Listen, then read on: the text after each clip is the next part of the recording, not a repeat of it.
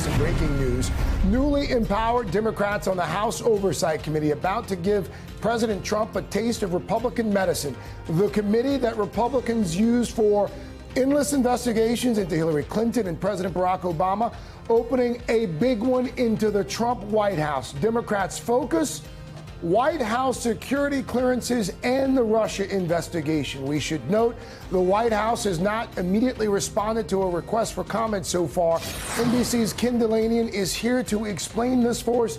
Ken, we believe that this is the first official launch of an investigation so far by this new committee. Is that right?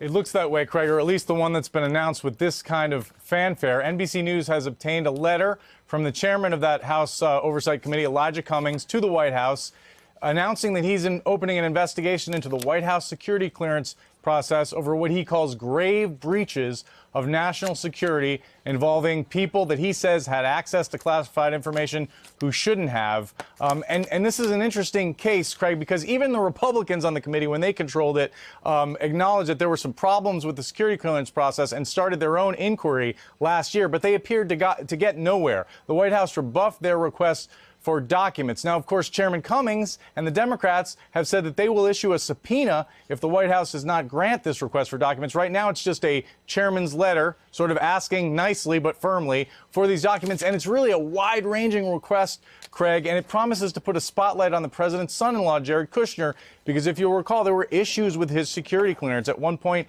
it was downgraded because he hadn't fully filled out his financial disclosure forms. Then there were reports that he had his clearance restored. And then a few months later, the Washington Post reported that, in fact, he didn't have a full top secret SCI security clearance to review all the sensitive documents in the government.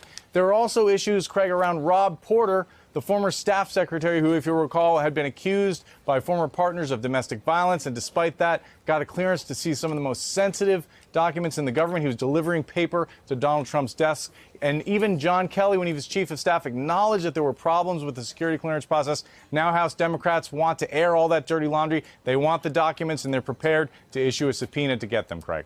Ken Dilanian for us there with some breaking news here off the top. Ken, thank you. Hey there, I'm Chris Hayes from MSNBC. Thanks for watching MSNBC on YouTube. If you want to keep up to date with the videos we're putting out, you can click subscribe just below me or click over on this list to see lots of other great videos.